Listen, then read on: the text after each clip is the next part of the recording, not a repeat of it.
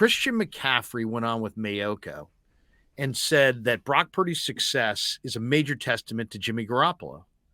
And I want to quote him here. I don't have the audio cut. But basically, he says Brock's success is a major testament to Jimmy. Jimmy has handled so many things like a true pro. A lot of things Brock does, Jimmy did. And that is from Jimmy that it was passed on. And then he goes on to say, I think it's a special room when you have quarterback room that's competing like that and you have no egos. It's a special room. I think he's probably right. I think it is probably a special room. But is that, I mean, is there an awkwardness to the ascension of Brock Purdy with Jimmy Garoppolo still on the team? Because I get a sense when I'm talking to some of the guys that everybody believes in Brock. Everybody believes in Brock, but that some of the guys really say it, some guys really want to say it and do say it. But then there's some of the guys who are like, hey, they don't want to talk about it. They don't want to talk about Brock because maybe either they think he hasn't shown enough yet, or maybe they just are so like Jimmy they don't want to view it as a stabbing of Jimmy in the back. What's your breakdown of the vibe as Brock ascends in a room that Jimmy led?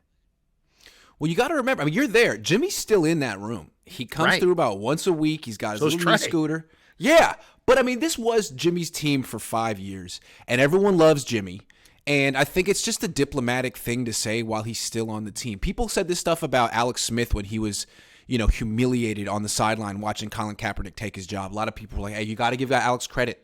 Alex is part of the reason that Colin is playing so well. Like, yeah, it's a nice thing to say, but I think this is kind of the awkwardness that I mean, like, do we really think that Brock Purdy wouldn't be doing this if Jimmy Garoppolo weren't here? Like, I don't believe that. I think this is a Brock Purdy, Kyle Shanahan production, but it's a nice thing to say about Jimmy.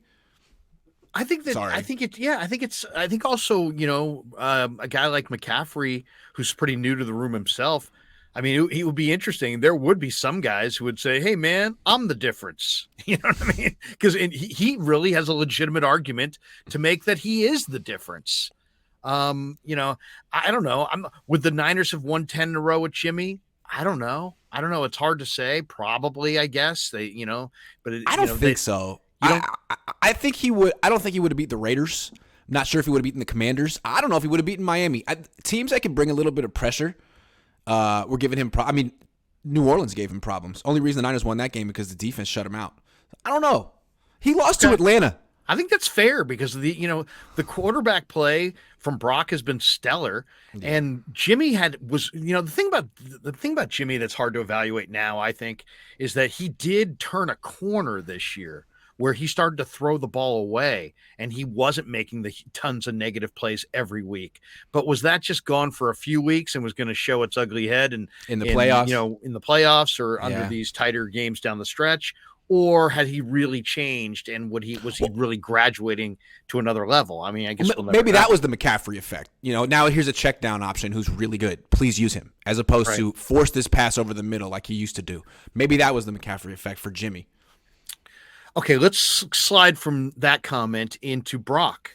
Every guy I talk to in the room is like Ray McLeod. When I said, give me one word to describe Brock, he's like brave.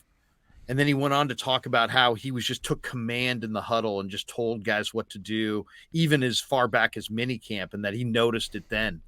Robbie Gould told me that you could see in the OTAs that Brock was asserting himself. So these guys saw it, and that makes sense because the feeling in the room after the Miami game wasn't like, oh, Jimmy's done, and so's the team. It was like very optimistic that they could win going forward with Brock. So do you think that when do you think Brock won over his teammates, if you had to estimate, Grant? Probably by the end of the Miami game or the next week. I mean, I think when you keep putting up 30 points, I bet the defense loves you. I mean, I don't know if Jimmy Garoppolo's best friends are sold on this kid yet, but I bet the defense likes the offense putting up 34, 37 points. And what's interesting about Brock Purdy is like when they drafted him, you take a guy that late, you're thinking, man, his skill set's going to be real modest.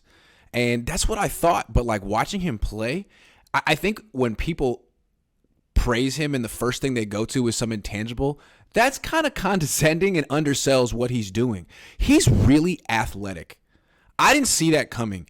But the skill set that he's showing right now to me is what people wanted Zach Wilson to be. When Zach Wilson came out of BYU, people were thinking, oh, man, look at this guy. He can really get out of the pocket. He can create off script. I mean, he's not Patrick Mahomes, but look at how he plays. Look at how he improvises. And he's supposed to have a really big arm. Now, he's terrible. But Brock Purdy does all of that stuff, but he's a good quarterback with a slightly less strong arm. It seems like that's what's so exciting about him, how he throws on the move, how he gets away from pressure. You've done, I'm sure, a number of hits with Pops. By the way, happy birthday. Today's your birthday, Thank you. huh? Yeah. Somebody in the chat here is like, hey, this is Grant's birthday. And I knew it was Grant's birthday because we just talked about it a couple of weeks ago I'm on the 12th and you're on the 13th. Oh, you yesterday? Happy birthday. Yeah, look at that. Happy birthday. Nice. There you go. Nice. Still in the after effects of it. Nice. But what does your dad say because he saw Joe Montana from the beginning to the end, and now here comes Brock Purdy, and I don't want to say he's Joe Montana. We don't want to put that kind of pressure on the kid, but there's a lot of similarities, and I'm just kind of wondering, has Lowell said anything about we have talked about this. There definitely are similarities. I mean, to me, the similarities, and I think why I think Bill Walsh would really like Brock Purdy is the feet.